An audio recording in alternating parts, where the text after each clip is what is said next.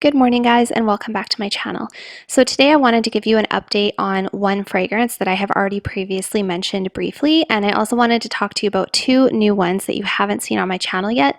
One of them is a complete win and the other one is a complete fail for me. So if you're interested, then stay tuned. If this is your first time here, hello and thank you so much for clicking on my thumbnail. My name is Alithia, and on this channel we talk mostly about fragrances. So if that is your thing, definitely make sure to head on down and hit the subscribe button. And without further ado, let's get started. Good morning, guys. So I am still working on my morning coffee here, as you can see. I absolutely love this mug. It is my favorite mug. And I'm also still trying to work through my marshmallow fireside candle. I did pick up a new candle the other day, which I'll show you in a minute. And this one is getting pretty close to the end of his life, which I'm really happy about because sometimes it takes a long time for me to go through candles, and I'm really excited to start into some new fresh fragrances for my home. Also, I know that somebody is going to ask, so the nail polish color that I have on right now is the Devil Wears Nada from Sally Hansen. Yeah, and I really like it. It's like the perfect nudie shade of pink. So I do have some fragrances that I want to chit chat with you guys about, of course, but first I will show you the new candle that I recently got. So this candle I just got from Bath & Body Works. Normally I like the rose and vanilla scented candle, which is, I think it's their love candle. This one is just rose, so it's just straight up plain rose. Oh my gosh, how pretty is it? I love it. Mostly I love it for the colors, but I also really like the scent as well. It's just a very clean, light, soapy rose scented candle. Not too offensive, not too strong. I don't like when candles are super overpowering. But yeah, I also really like the colors. I think it's such a gorgeous candle. So this one I'm really excited to dig into once my marshmallow fireside one is done. So totally unrelated, I also picked up a couple of skincare products. These days, of course, we're not going anywhere, we're not doing anything exciting, and life can be very ho-hum. I don't know about you guys, but yeah, these days life is just like, I'm very grateful, don't get me wrong, but it can be very, very drab.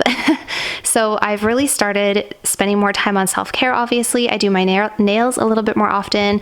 I enjoy things around my house a little bit more often. And something else I've started doing is paying a little bit more attention to skincare. So these are very random and I'm sure they're a little bit gimmicky, but I also picked up just a package of these hyaluronic acid and retinol anti-aging under eye pads. They were on sale. I got them from, I think, Home Sensor Winners, and I figured, you know what, why not? I've been wanting to try some under eye pads for a while, and even though I'm sure they're a little bit gimmicky and I'm not really sure how much they actually do, I'm sure they'll be very relaxing and feel very pampering. So I figured I would get those. And I also picked up this Skin Assistant Collagen Morning Glow Serum. It's called Rejuvenate.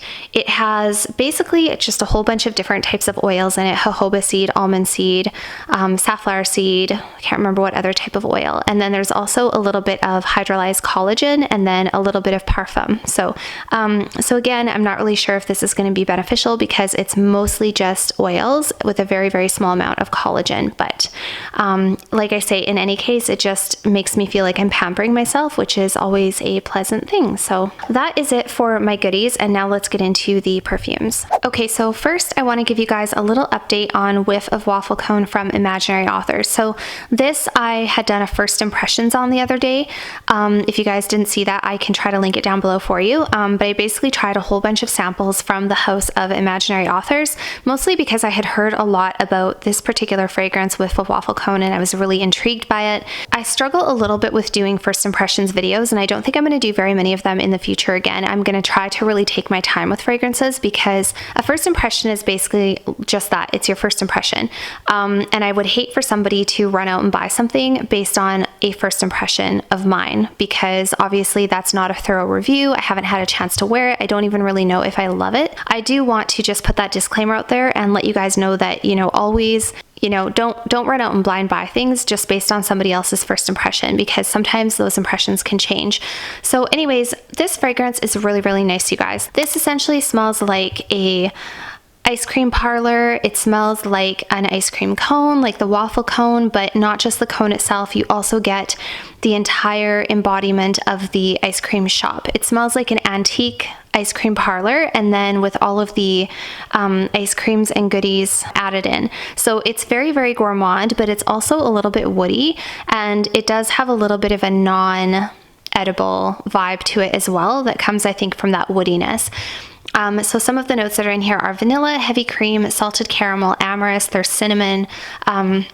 I'm not sure how to pronounce that one, so I'm not even going to try. And it says ice cream shop as well. And literally it does smell a little bit like an ice cream shop. And I have to say, I absolutely love this bottle. I think it is so cute. And I do really like the way this smells. It's sweet. It's very sweet, very gourmand. It's very good. I get lots of it literally just smells delicious. It smells like something I want to eat, but it also kind of smells like a candle.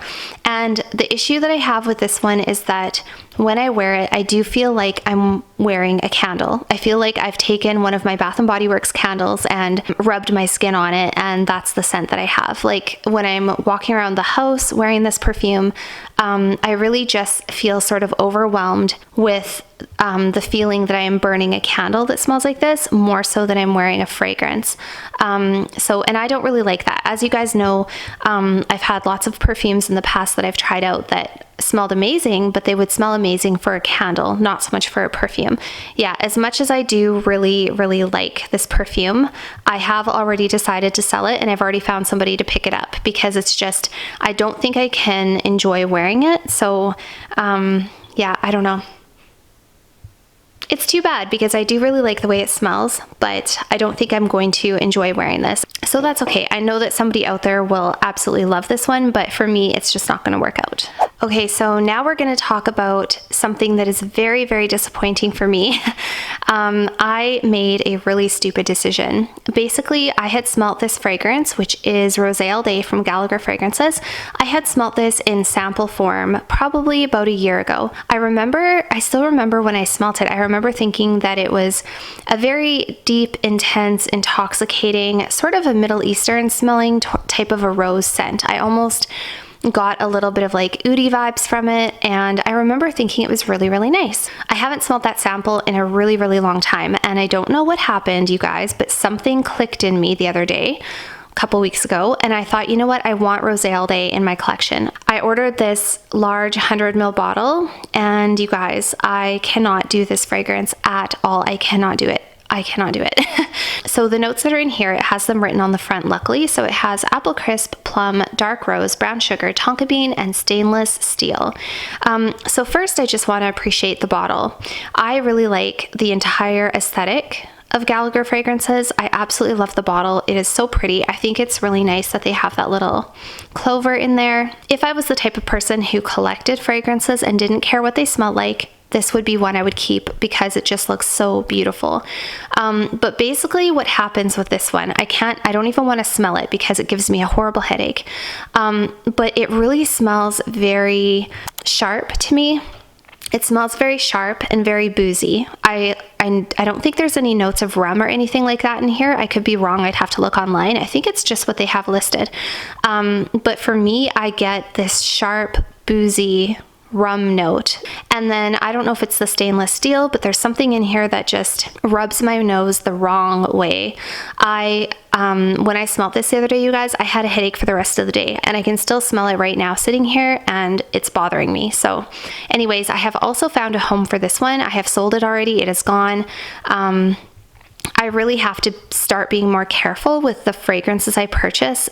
This was just such a whim and such a kind of a gamble, but kind of not, because it wasn't really a blind buy. But I don't know. I'm going to be brave and smell it again for you guys just to refresh my nose a little bit here. Okay. Okay, it's not terrible. It smells a lot like apple crisp. It smells like dessert.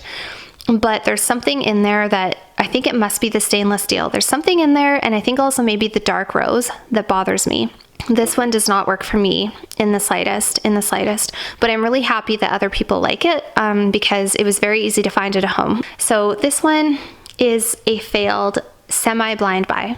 Okay, so now let's move on to something a little bit more positive. And this little gem, you guys, this little gem is my newest sort of prized possession in my collection. A few things I have to say. Number one, this was not a blind purchase. I had a sample of this one that I had purchased from Lucky Scent, and I wore it a couple of times and completely fell in love with it, like right away. The other thing I have to say is that this was very expensive. It's expensive for me anyways. This is a 30 ml bottle and it cost 165 Canadian dollars. So per milliliter, this is quite a pricey little gem. And this is Idolo Love and Crime. So essentially this is a gourmand fragrance. It is a vanilla fragrance that opens with a huge burst of orange. It has quite a strong orangey vibe when you first spray it, almost to the point that when I first smelt it in the sample, I was like, no, I don't like it. It's got too much orange. I don't like it. But it just goes to show you really have to wear your fragrances before you make your decision. That's what the lid looks like, and the label, and yeah, this is essentially what it looks like. So very small. This thing is quite strong though, so you really don't need to spray very much.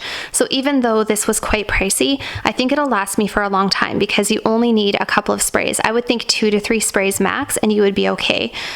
Because I literally, when I was testing this, I just had a couple of drops on the back of my hand and kind of let them sit there, and they lasted for hours and I could smell them really strongly when I walked outside. Okay, so it's quite strong and it smells niche. It does smell very niche. It's a high quality caramelly vanilla fragrance, basically. I can't remember what else is in it. I want to say there might be chocolate too. It's been a while since I've looked at the notes. I think there's also sugar maybe. I'm not even sure. But what I get from this is a very sweet caramelly vanilla fragrance with that burst of orange in the opening. And the orange doesn't stick around forever. The orange does eventually kind of simmer down a little bit, and then what you're left with is just this absolutely intoxicating, super strong gourmand fragrance. So I think this is worth every penny, and I'm also really proud that I didn't blind buy this. I'm really proud that I actually smelt it in a sample form and then chose it out of probably 20 or 30 samples that I had. This was one of the ones, this one and Mozzolari Vaniglia. I still really want Vaniglia, but this was one of the ones that I immediately was like, yes, I love it. I want to pick it. I want to bring it into my collection and, you know, make an educated decision. And so I'm really happy that it wasn't a blind buy. Just smelling it at the atomizer right now, I get a lot of that orange, which isn't my favorite. Once you put it on your skin, that's when the magic happens for this one. And it's just so good.